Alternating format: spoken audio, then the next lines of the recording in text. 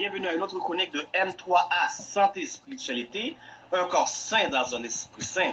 Avec vous ce soir, votre serviteur Jacques-Lionel Guillaume pour les chroniques Avant de dire oui, enrichissement matrimonial. Ce soir, nous allons considérer un sujet très intéressant ensemble. Quelles devraient être les choses, les éléments à considérer avant de dire oui, avant même de débuter une relation, de rentrer dans les codes de compatibilité? Quelle devrait être la première chose à considérer? Tout d'abord, laissez-moi vous dire, chers amis, que les deux personnes impliquées dans cette relation devraient avoir une connaissance similaire de ce que c'est que l'amour. L'amour, pour débuter, laissez-moi vous dire que l'amour, ce n'est pas de l'admiration, puisque beaucoup confondent admiration et amour. Deuxièmement, l'amour, ce n'est pas de l'infatuation. Beaucoup de personnes disent « je suis tombé en amour ». Ce que vous devez savoir, le mot « tomber » se réfère à une chute. Et à chaque fois qu'il y a une chute, il y a des conséquences douloureuses. Alors, qu'est-ce que c'est que l'amour? Pour trouver la réponse à cette question, nous devons aller chercher au niveau des activités cérébrales qui se passent dans le cerveau. Il y a plusieurs zones, régions dans le cerveau. Ces régions s'appellent aussi des zones. Lorsque vous tombez en amour, il y a plus de 4 zones qui s'activent. Ces zones s'allument et vont causer chez vous les mêmes réactions que l'on retrouve chez les consommateurs de cocaïne, de héroïne et d'amphétamine. Voilà pourquoi plusieurs médecins, scientifiques et recherchistes disent que l'amour est une drogue forte. Donc vous avez une forte euphorie, puis après c'est la descente qui vous amène vers une dépression. Mais l'amour, est-ce vraiment une drogue forte? Nous allons répondre à cette question plus devant. Il est aussi démontré par ailleurs que la libido est aussi commandée par le cerveau primaire, appelé ainsi le cerveau limbique.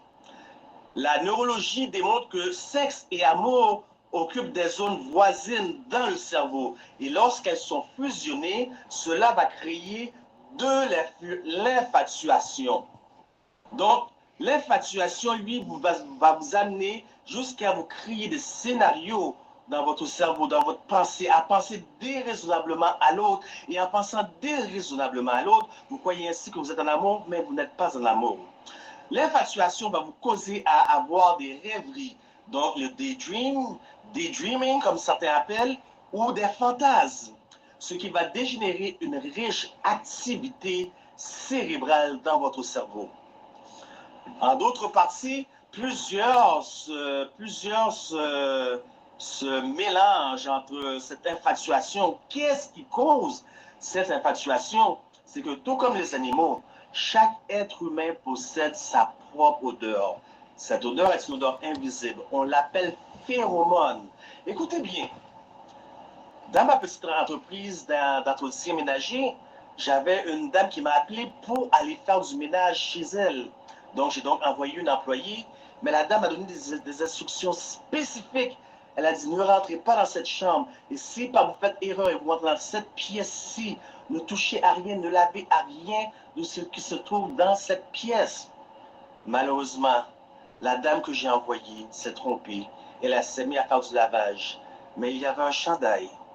C'était le chandail de sa fille.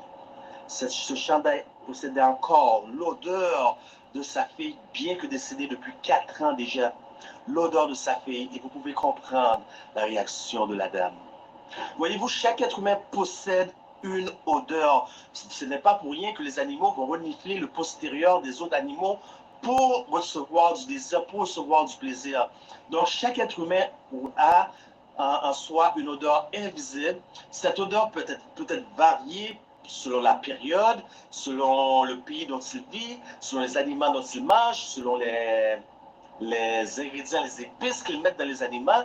Peut-être varié aussi pour les femmes selon la période de purification féminine.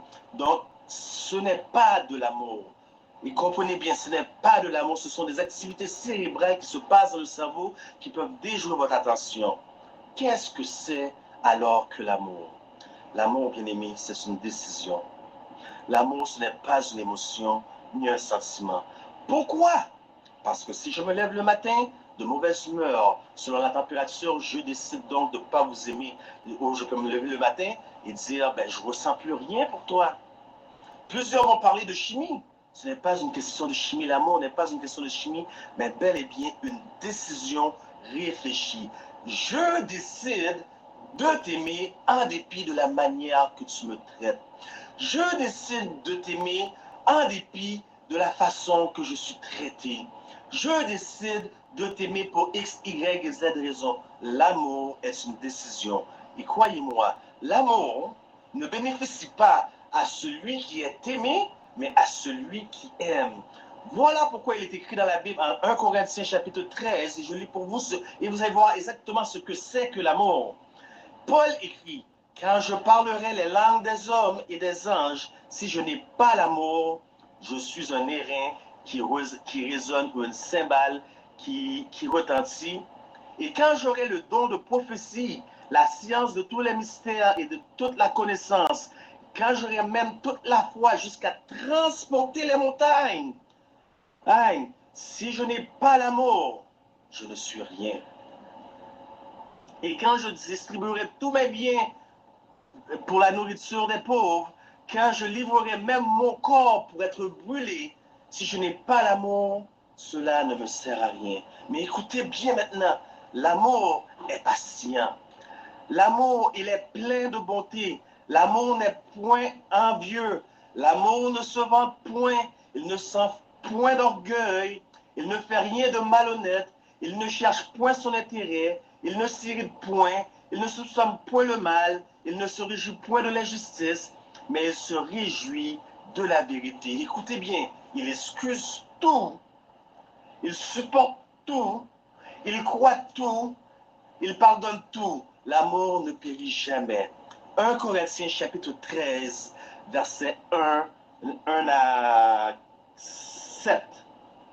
1 à 8 si vous voulez. Donc voyez-vous, l'amour est une décision. Les deux doivent avoir la même vision claire de ce que c'est que l'amour. En ayant cette vision claire, donc ils éliminent automatiquement l'option du divorce. Le divorce n'est pas une option. Voyez-vous, nous avons un ennemi. Cet ennemi s'appelle Satan. Il ne veut pas que les gens s'aiment. Détruisez la famille, vous détruisez ainsi l'Église. Détruisez l'Église, vous détruisez aussi la communauté. Détruisez la communauté, vous détruisez aussi ainsi la société. Voyez-vous, c'est une chaîne. Voyez-vous, c'est une chaîne bien-aimée. Aimez-vous réellement, car l'amour, c'est un don de Dieu. L'amour ne vient pas de nous, mais l'amour vient en nous. C'est un don de Dieu lui-même. Que Dieu vous bénisse. C'était votre serviteur Jacques Guillaume pour les chroniques de M3A, santé, spiritualité, un corps saint dans un esprit saint, pour les chroniques avant de dire oui, enrichissement matrimonial.